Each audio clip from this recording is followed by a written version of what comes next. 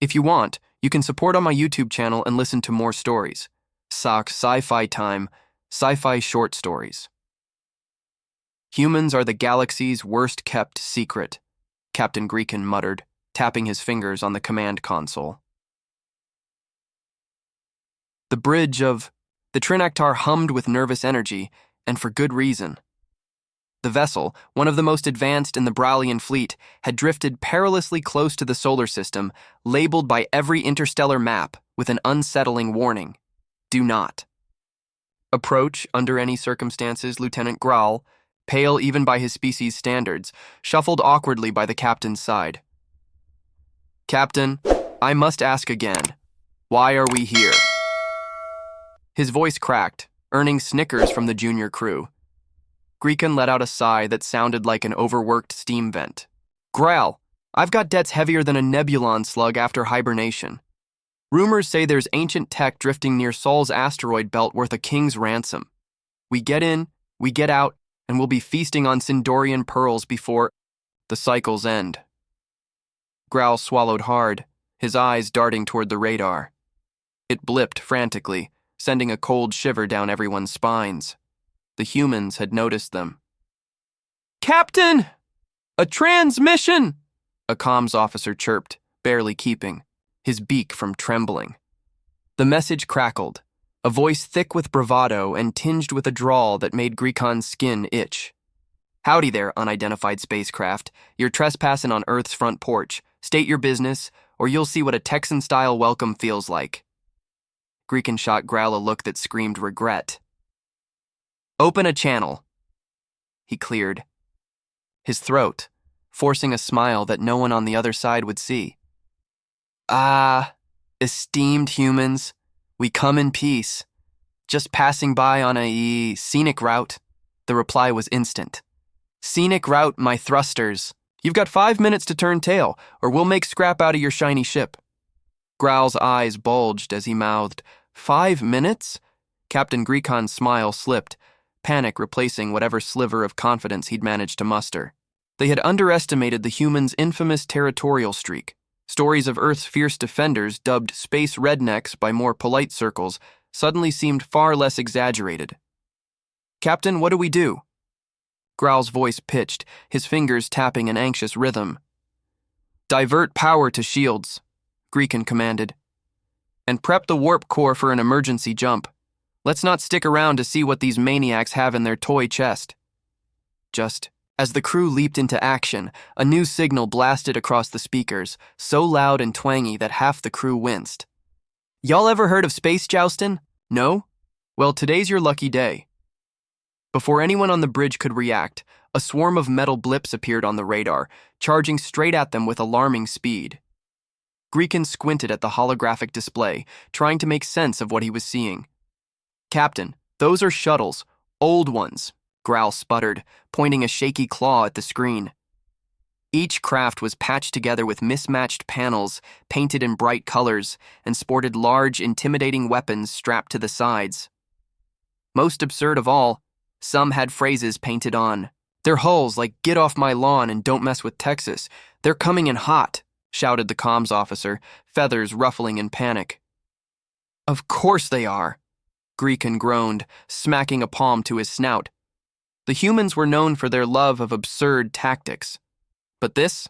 Space jousting? He hadn't seen that one coming. Suddenly, the comms crackled with another voice. This one was deeper, with a slow, deliberate drawl. I'm Captain Buck Wilkins of the Earth Defense League. Now you alien fellas done made a mistake wanderin' this close. So here's how it's gonna go. Y'all line up nice and pretty and let my boys test out their shiny new railguns. The bridge fell silent. Greekin and Graal exchanged a long look filled with sheer disbelief. Captain, are they serious? Graal whispered, his voice barely above a squeak.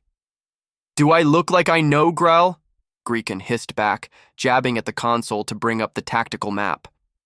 A sudden jolt rocked the ship as the first blast skimmed their shields, sparking alarms, and sending a cascade of blue sparks across the bridge.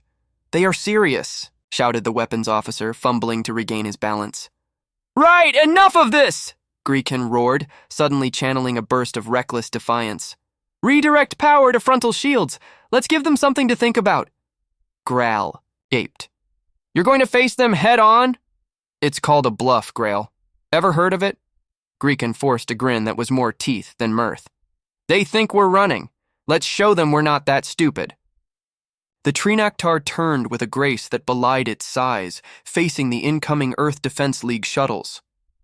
For a heartbeat, silence reigned as both sides stared down the void between them. Then, a shuddering blast filled the air as the humans opened fire. Evasive maneuvers! Greekan shouted, gripping his seat as the ship spun in a stomach-churning arc. The first volley slammed into their shields, flashing in a burst of electric blue. The Trinactar groaned under the strain, lights flickering as the crew scrambled to keep the systems in check. Captain, the shields are holding, but not for long, yelled Graal, his voice cracking. Open a channel to that buck fellow, Greekan commanded, sweat beading on his brow. The screen flickered to life, and there he was, Captain Buck Wilkins, leaning back in his seat with a cowboy hat tipped at an angle and an exaggerated grin on his face. Behind him, the crew of his ship whooped and hollered like they were at a space rodeo. Decided to chat, did ya? Buck drawled, arching a brow. Greekan took a deep breath. Captain Buck, I must say your enthusiasm is impressive. But we're merely explorers, not invaders. Perhaps we can reach an understanding that doesn't involve you turning us into cosmic confetti. Buck's grin widened. Oh, we understand plenty, alien, and we're going to give you a head start. 10 seconds. Run fast! 10 seconds! Tick-tock, Buck said, waving a hand lazily. Growl, punch the warp drive, Greekan roared, slamming the emergency override. The crew collectively held their breath as the engines sputtered, then roared to life with a bone-rattling hum. Final blast lit up the rear of the Trinactar, sending sparks flying. But it was too late for the humans. The ship burst forward into a streak of light, leaving behind only a faint echo of Buck's voice shouting, Y'all come back now! Ya hear? Greekan slumped back in his chair as the stars blurred past. The crew let out a collective sigh of relief, followed by nervous laughter. Captain, remind me, Growl said, shaking his head. Why did we ever think this was a good idea? Greekan chuckled, the sound dry and hollow. Next time, Grail, remind me to read the fine print on those star maps. Behind them, the echo of Earth's defenders faded, but not forgotten. The Trinactar cruised through the void at warp speed, leaving behind the chaos of their not-so-friendly human encounter. The bridge settled into a tense silence, punctuated only by the rhythmic hum of the engines. Greekan rubbed the spot between his eyes where a headache had formed. He couldn't shake the vision of Buck's grinning face and that absurd hat. Status report, he muttered, voice rough. Grail, still a shade paler than usual, flicked through the readings. Shields at 23%, warp core holding but stressed, and we're missing a rear stabilizer. He paused, glancing up. On the bright side, we're alive. A low chuckle swept through the crew, relief creeping in like a cautious guest. Greekan allowed himself a small, exhausted grin. That's the first good news all day. Graal, set course for the nearest friendly outpost. We need repairs, and I need a drink. The bridge door slid open, and Chief Engineer Brim stomped in, his gray fur bristling and eyes narrowed. Captain, we need to talk about your definition of scenic route. The warp core nearly imploded from that last stunt. Greekan sighed, meeting Brim's glare with the practiced weariness of a leader who knew when he'd messed up. Point taken, Brim. Next time we'll steer clear of any system with a reputation for, well, enthusiastic defense measures. Enthusiastic? Brim barked a laugh. Captain, I thought I'd seen it all. But those humans, they play war like it's a party. The chief's fur settled slightly, and he added, Still, you did keep us from being turned into a debris field, so credit where it's due. Growl snorted softly. I think I'll pass on any future tours near Earth space. Let's keep our explorations in zones where we're less likely to get challenged to a duel by ships named Space Wrangler. Laughter broke out across the bridge, tension evaporating with each chuckle. Even Greekan's rigid stance relaxed as he watched his crew unwind. They'd gotten out by the skin of their teeth, but they were alive and together, still sharing stories to tell and lessons learned. The ship limped into the safety of Kalar Outpost, a bustling station known for its neutrality and a clientele that spanned the stars. The dockmaster, an elderly Vicstar with too many eyes and not enough patience, took one look at the battered ship and whistled. "Rough trip, Captain?" Gricken stepped down the ramp, boots hitting the deck with a thud. He managed a lopsided grin. "You wouldn't believe me if I told you." "Oh, I might," the dockmaster replied, eyeing the scorch marks. "You smell like you've been near Sol." Grecken's eyes widened in surprise, and the dockmaster chuckled, the sound like gravel rolling in a tin. "Don't worry, Captain. You're not the first, and certainly not the last, to think they can outsmart the humans.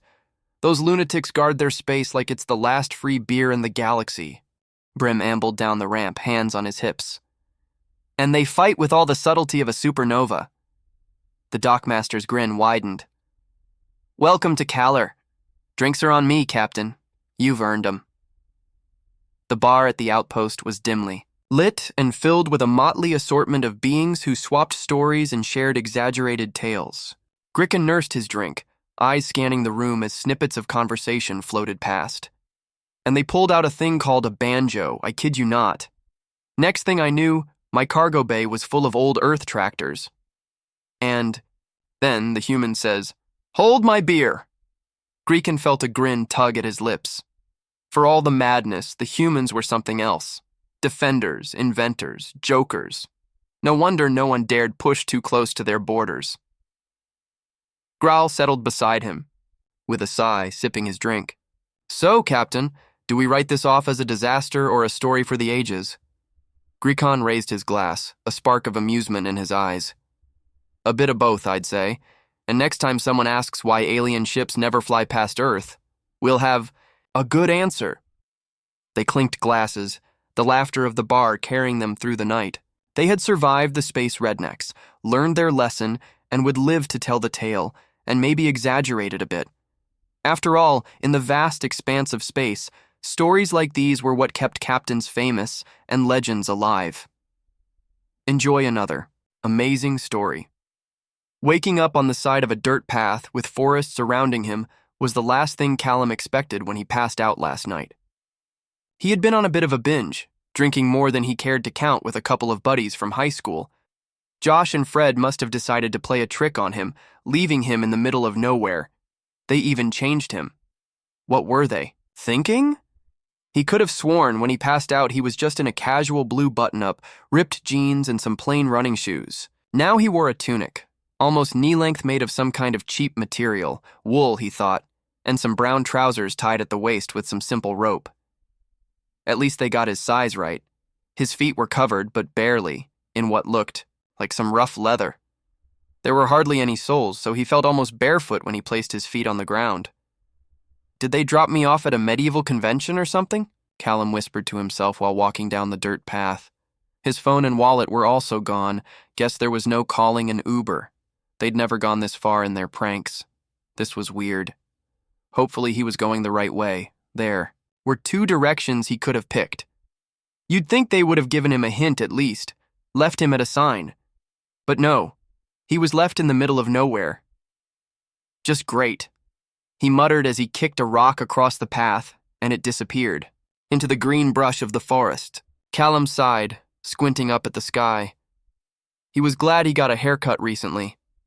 The short black hair allowed him to really feel the breeze hit his face and neck. At least it was nice out today.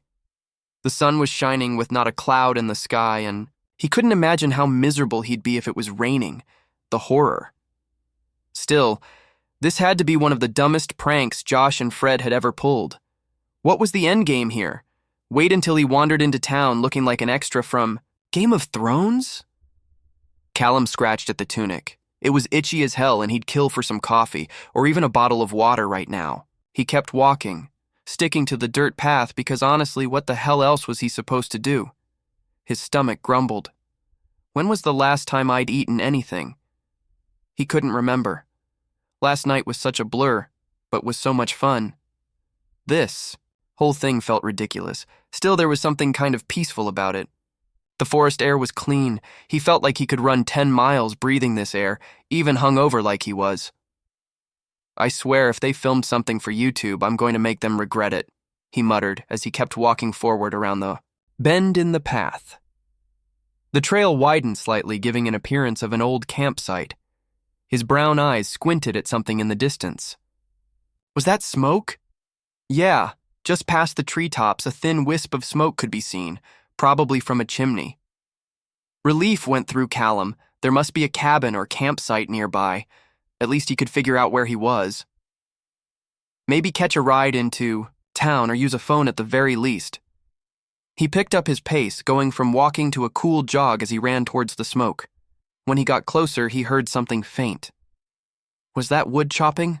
He whispered, then saw a figure in the distance. It was someone tall who moved with a pronounced limp, carrying something bulky in their arms. Hey! Callum called out, raising a hand in a friendly greeting. Excuse me! The figure didn't react right away as they moved toward what looked like a small stone cottage hidden partially by trees. It had a thatched roof and a small chimney where the smoke entered into the sky. The whole thing looked out of a storybook or a movie. Callum tried again. Hello? I think I'm lost. This time the figure stopped and turned their head slightly, just enough to acknowledge they heard him. Callum took a few small steps forward. Sorry, he said, trying to sound nice. I woke up in the woods back that way.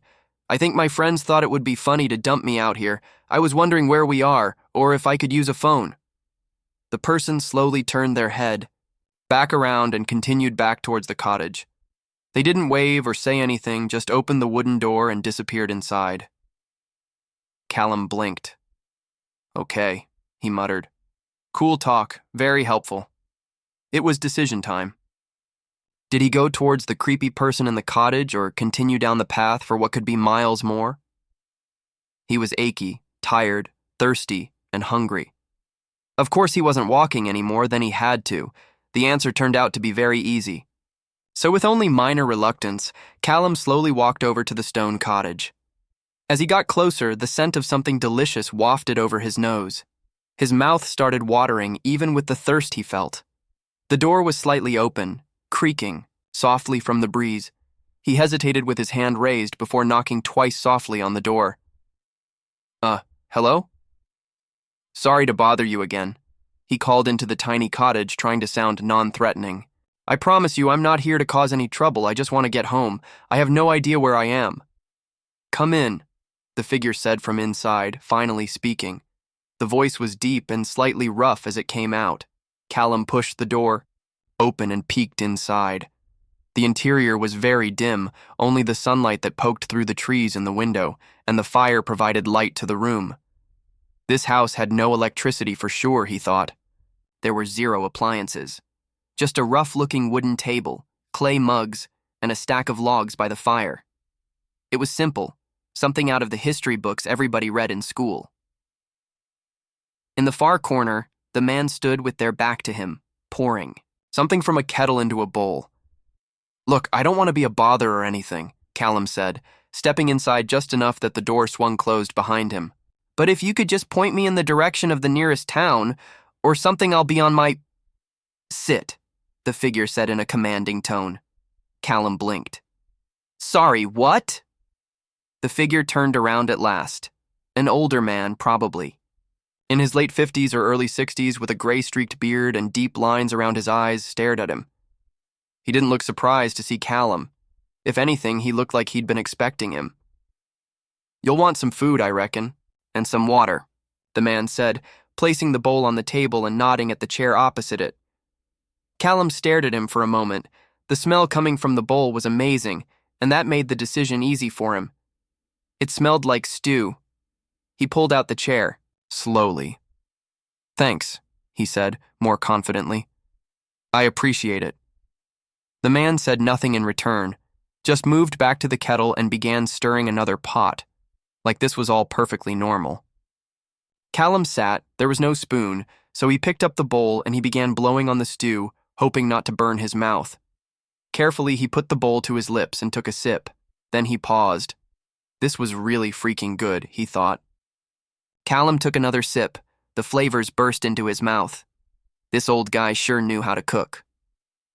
Callum watched the man as he continued slurping down the stew. He moved with purpose, adding a few more logs to the fire and stirring the kettle before disappearing into the side room without talking to him. So strange. Callum sat back in the chair and looked around again. This place really did feel like it was from another time. Game of Thrones indeed, he whispered to himself. Everything looked like it was made by hand. The table, dishes, shelves, and even the bow on the wall looked like it was handmade. The door to the side room squeaked open, and the man came back carrying a large wooden mug, which he placed beside Callum's bowl. Water, he said, before moving to sit across from him. Thanks, Callum responded before taking a small sip. It was warmer than he would have liked, but tasted surprisingly clean. He'd been worried about getting sick, but the fear went away. So, Callum started while setting the cup down. Are we close to any town? The man shook his head once. Not to any town you would know. That really did not help at all. Callum appreciated the food, but this was getting ridiculous. Sarcastically, he responded, You get a lot of lost people around here? The man looked at him for a long moment before replying. More than you'd think, really. Callum really didn't know how to respond to that right away, so he took another sip of his stew. It really was good. He wasn't super panicked quite yet. The man seemed nice enough. He did feed him after all. After a brief period of awkward silence, the man leaned back in his chair and crossed his arms. You've got questions, he said. Yeah, only like 100, Callum responded in a humorless laugh. You'll get answers, but let's do one thing at a time. Callum nodded slowly. Sure, why not? Can I have your name at least? The man stared at him, causing Callum to think he overstepped, but decided to respond while standing from his chair. Edmund, he started as he walked into the back room, once more and called out, Finish your stew. I'm Callum, he called out in response, but Edmund seemingly decided to ignore him and didn't respond at all. Callum was definitely glad he stayed here as he finished the stew. He felt full and recharged. He was sure a long walk still waited for him outside, but that was a worry for another time. Edmund appeared right when he set the bowl aside as he finished eating, almost on cue like he waited for him to be done. He carried with him 2 cloth, wrapped bundles under his arm, and sat back across the table from him. He tossed one of the bundles at him. Open it, he said as Callum caught it. He unrolled it slowly, revealing a long, dull knife and a dark gray stone. Callum raised an eyebrow. Trying to teach me survival training or something? Edmund ignored the question. That stone is used to sharpen blades. You'll need to know how to do this. He didn't quite know how to respond to that, but internally he could feel the panic rising. The old man slowly unraveled his own blade and stone and started demonstrating what Callum was supposed to do. You guide the blade along the stone at a steady angle. It's not about pressure, but consistency. You have to make sure you sharpen the same way every time, or the blade becomes useless. Callum watched closely, letting his panic fade a bit as he tried on his own. His first attempts were all wrong. Too inconsistent, Edmund lectured. Try again. He adjusted, then tried again, and again. But after a dozen attempts, he found a rhythm. So, Callum said, tired of these games, why exactly do I need to know this again? Edmund didn't answer immediately. He began wiping down the knife. He just finished sharpening. This isn't to scare you, kid, but I'm not one to beat around the bush. You aren't on Earth anymore. This world is called Valerin. Callum blinked. What? Edmund leaned forward, resting his arms on the table. You heard me. Callum set the knife down carefully, suddenly aware of the pounding in his chest. Okay, he said, trying to keep his voice level. Is this supposed to be some kind of joke? Do you know Josh and Fred? Where are they? I'm on to you guys, he suddenly yelled, panic overwhelming the calmness he tried to fake. The older man shook his head. It's not. You're somewhere else entirely. You think your friends dumped you in the woods? That you're a few miles outside of town? Look around you. Really look. Callum's eyes flickered around in all directions before he darted outside, bursting out the cottage door, nearly tripping over the uneven ground. He spun around in a circle looking up. Had he heard a plane? Definitely not. He hadn't heard anything but the forest since he woke up. This can't be right. Everything was too quiet. The silence mocked him. He took a shaky breath, forcing himself to walk back towards the cottage.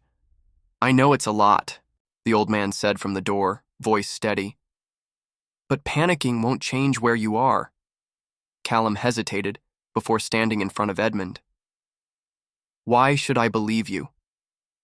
Edmund stared out at him with a weary, almost regrettable look, as though this was a conversation he had 100 times.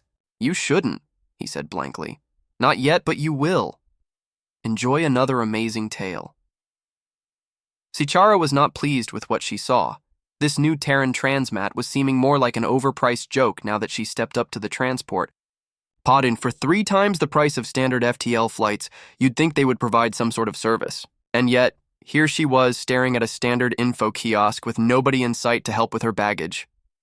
The only saving grace is this new system somehow skipped the need to fly out to the system hypergate, so you translated from orbital station to orbital station, saving hours on flight time and boarding.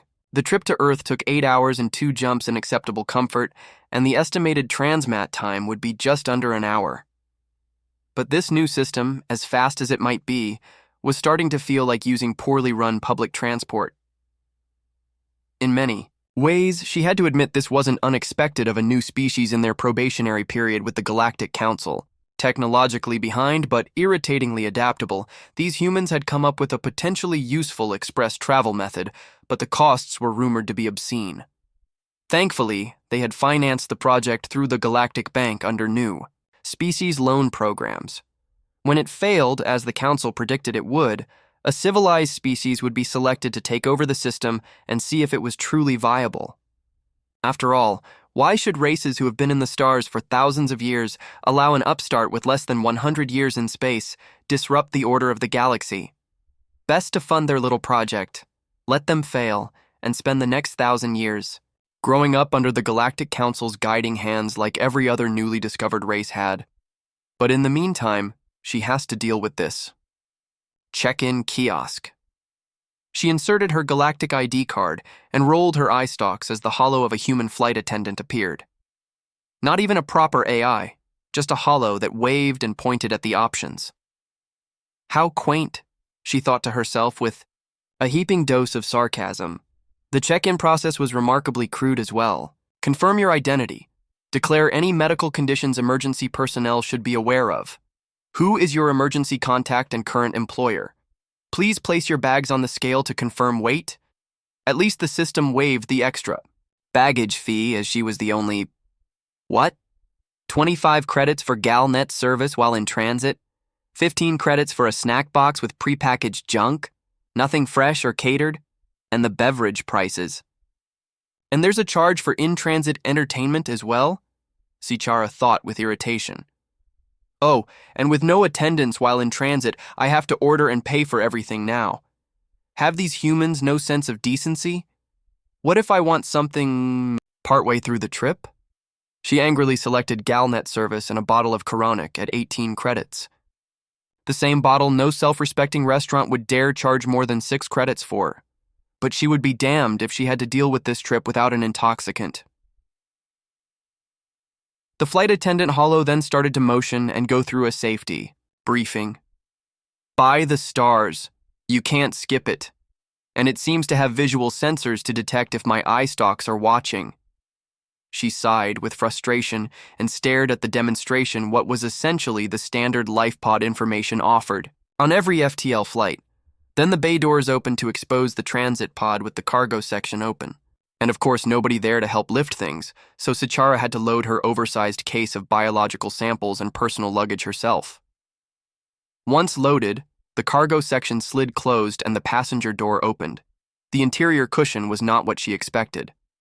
A cleaning bot was finishing a sanitation cycle, so at least she knew it was clean, but the fabrics and make looked very much like cheap taxi seats. She grumbled and got in as a server droid rolled up with her drink. She took it, pulled out her datapad and connected to Galnet to complete her emergency report on Terran fish. Minutes later, Sichera arrived at her destination. At least the experience was overall fast and pleasant, and given the speed of travel, the lack of amenities was grudgingly acceptable. She would petition her supervisors to make this the standard travel method for all Galactic Council researchers, as the time saved made up for the frustrations. And the transmat system appeared to connect to most worlds, and not just Earth. Most importantly, she would be able to meet with the Scientific Affairs Committee today, rather than get pushed off to some random later date. Her research stumbled onto an aquatic species called lionfish with a toxin that could easily be converted to a life extension gel for select races. If they could get the fish onto the restricted biohazard list before anyone else noticed, the Galactic Council would be able to control the contracts on an incredibly lucrative product worth trillions to the right people. Meanwhile, in a small Terran government office, Vivek Samatra of the Terran Government Accountability Office looked at the dataset with confusion. Remind me again how this all works? I can't believe this makes billions of credits. How the hell are the costs only 20% of gross income? Most companies are lucky to clear 10% in net profits. Jane Smith, the senior vice president of United Terran, Transmat Service, which is totally not a front for the Terran Intelligence Agency, giggled before responding. First and foremost, remember that's internal numbers and only viewable by you and select members of the Terran Security Council. According to the Galactic Revenue Service, our books show only 3% profits and that we might struggle to repay the loans from the Galactic Bank New Species Growth Initiative if anything goes wrong. And we suspect they'll arrange for something to conveniently go wrong. The Galactic Council severely limits our access to Galnet data, so we can't quickly become true equals or understand other species and business opportunities, so we give them mildly cooked books on Transmat. I think that's fair, don't you? Vivek nodded in agreement. True. The Council is happy enough to believe that it's a diplomatic transit system that we're trying to offset the cost of through-paid passengers. But I don't understand how this translates into such obscene piles of credits. Well, we started by looking at cheap airlines from the 21st century. Unfortunately, our FTL systems and shipbuilding are still leagues behind other species. Penalty of being late to the FTL party, Jane responded with a thoughtful smile and a shrug. That said, we found great ideas on cutting costs and in-flight entertainment. No-frill seating, upcharge entertainment, charging for all baggage above the 10-keeler even though the pod is rated for over 1,500 keeler of people and cargo, and the illusion of value by charging at least triple for everything because it's a private pod and faster travel than traditional FTL. As for the pods themselves, Jane paused and smiled fondly at an old memory from her university days before continuing. The pods are inspired by gondolas used at ski resorts. Slap a cargo pod, grav system, and life support on the back of a gondola, and bam! You've got a perfect transport module. All we need to do is certify the pod as meeting the requirements of a life rescue pod, which is cheap and easy. From there, we connect each pod to a cable that pulls it out of an airlock to the FTL slingshot. Since we're just transiting a life pod, our hypergate is 1/25 the size of a standard ship gate and consumes 1% of the power. Yank the pod out, fire it through the gate to a hub. Hub, as in hub, and Vivek offered tentatively. Yes, Jane exclaimed excitedly. We use hub and spoke systems like those old cheap airlines. This is the part we need to keep secret from the other sapients in the universe, as the idea is insultingly stupid, and we're shocked nobody else has come up with it. They think all transmat pods are sent somehow directly to the final destination, which would be a hideously expensive network, as long as they believe that our numbers look reasonable. In truth, the pod gets sent to a hub. Each hub has 100 gates leading directly to destinations or to other hubs. Given there are only 1,500 major inhabited systems within Council space, our current network of 35 hubs covers the known galaxy with priority lanes for all our diplomatic and military missions. Jane frowned slightly before continuing with a barely hidden smirk. The worst part of the trip is getting shuffled through the hub to the correct outgoing hypergate, but that's by design. Realistically, the hubs can route someone to their destination in under 5 minutes.